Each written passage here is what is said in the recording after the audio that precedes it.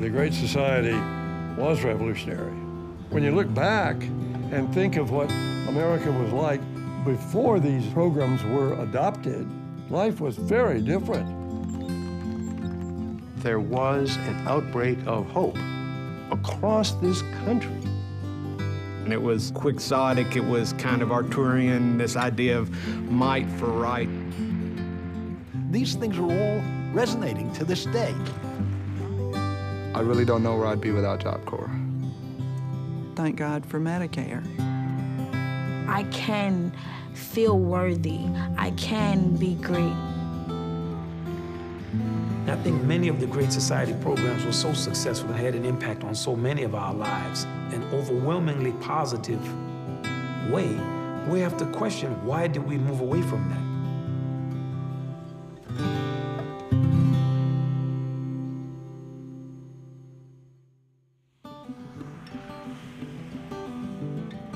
And the 60s was a time when the old culture kind of broke open. The country was now receptive to a burst of energy, of progressive reform. The country wanted to heal itself, to be healed by joining in social change efforts. And Johnson, when he became president, he was committed to the idea of something he grandly called the Great Society. Will you join in the battle to build the Great Society, to prove that our material progress is only the foundation on which we will build a richer life of mind and spirit? The Great Society was a cluster of projects undertaken by the president. He saw racial discrimination and he saw poverty as moral issues, not just as political issues. And he knew that what the country had gone through and where we were in the 60s was not where we needed to be. In 1964, Johnson and the civil rights groups managed to pass the first major civil rights legislation. And it was the first comprehensive civil rights legislation in the United States since 1875. The Civil Rights Act said public accommodations have to be available to everybody, no discrimination on the basis of race. So with one fell swoop, the Great Society wiped out all the whites-only signs. In 1965, the president proposed the Voting Rights Act. The assumption was that everybody could vote. But everybody being able to vote did not mean that everybody's vote was counted or even accepted. Because until that Voting Rights Act, there were all sorts of restrictions on black voting across the South, be it poll taxes or be it literacy tests. This ended discrimination in voting, opened up voting to all Americans. Of course, when you assure people that they can vote, they then want to run. Before the Voting Rights Act, there were about 300 elected black officials in this United States. Today, there are over 10,000. I ran for the school board, and I'll always feel that my becoming the first African-American elected to public office in Travis County was an outgrowth of the concern and the commitment that people had. I think President Johnson was the best president for black people that there's been in this country. And I say that with all due respect to President Lincoln, whom I revere. Johnson did what he did because in his heart, it hurt him that there were so many poor people. This administration today, here and now, declares unconditional war on poverty in America. The war on poverty was part of this idea that you have not a handout, but a hand up. In the 60s, it was hard scrabble for a lot of folks. And what we saw with the war on poverty was, for a lot of people, it just meant jobs. Johnson often said that he wanted to make tax eaters into taxpayers. What it's saying is, we're going to bring the less affluent into the mainstream of the society. When Lyndon Johnson became president, the poverty rate was about 22%. When he left office 5 years later, the poverty rate was 13%. That decline is the greatest one-time reduction in poverty in the history of this country. Maybe the greatest impact that the Great Society had has been the Medicare program. In the 60s, there was no health care coverage provided by corporations. People who reached the age of 65 did not have guaranteed health insurance. And of course, Medicare now has tens of millions of people in it. I had just turned 65 in January. In May, I was diagnosed with breast cancer. Thank God I had Medicare. It made all the difference in the world. And, you know, I would have been devastated financially had Medicare not been there. It is one of the most popular social programs in the country's history, and it seems like a humane and generous act of the society.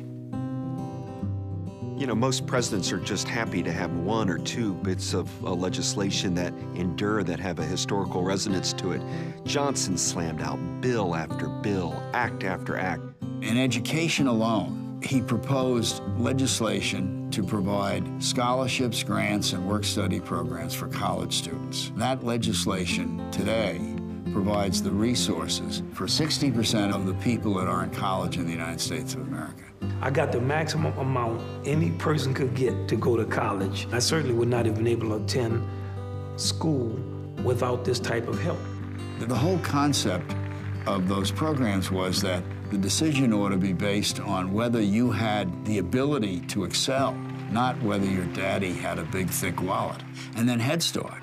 Head Start is an exciting experience for me to know that hundreds of thousands of children are being given the devotion and attention they need. Head Start was a program to allow impoverished children to begin educational training. I remember coming home one day, actually it was the first day of kindergarten, and telling my mom, everybody loves me. And you know, she was just so enthused. And I really think it's attributable to my experience with Head Start because it helped to build the confidence so that when I did start school, I was ready and able to learn and able to work with other children. When they get a chance to go to school earlier, the assumption is that the next level of education is going to improve. They keep coming all day. 350 youngsters with one thing in common: the opening of the Rodman Job Corps Center at New Bedford, Massachusetts. The Job Corps was part of the war on poverty. At the time, there were hundreds of thousands of men and women with no real job opportunities. Johnson wants this Job Corps as a place people can train, come away with skills. This was legislation that was offering work to young men and women, and I think it's been pretty successful. It's taught me and several people that I've known that have gone out there a lot of independence. A lot of kids in the inner city are great. They have great talents, but they don't know how to bring it out of themselves. And that's one thing Job Corps does. It brings the good out of people. Lyndon Johnson created the Corporation for Public Broadcasting, which is the source of public radio and public television, hundreds of stations all over the country, created the National Endowment for the Arts and Humanities. I think for America, it was a revolutionary idea to have government support for the arts. As the artistic director of jazz at Lincoln Center, we have worked with the National Endowment for the Arts, Endowment for the Humanities in so many ways with so many programs, which has touched hundreds of thousands of kids all over our country. I would hate to imagine a world where there wasn't funding of the arts. The National Geographic calls Lyndon Johnson the nation's greatest environmental president. I think Lady Bird Johnson was one of the great first ladies in American history. She was the environmental first lady, and in many ways there was a co-presidency about keeping America beautiful and clean. Seminal was the Wilderness Act of 1964, which preserved large patches of wild America. There's also the Clean Air, Clean River, Clean Waters Act. Of all the reckless devastations of our national heritage, none is really more shameful than the continued poisoning of our rivers and our air. He said that every administration has to have an environmental record. And since Johnson, we're all trying to match what he was able to accomplish in that regard. America is always best when it is operating close to its founding ideals. Among those founding ideals is that it's our country, and we should care about it, and we should take care of it. Indian Bill of Rights. Fair housing. urban mass transit. One of the wonders of Lyndon Johnson was that he was looking at the future. It's the protocol that Lyndon Johnson created that we're living in a way, America today, we are all the beneficiaries of Johnson's vision. College work study. Kennedy Cultural Center. Age Discrimination Act.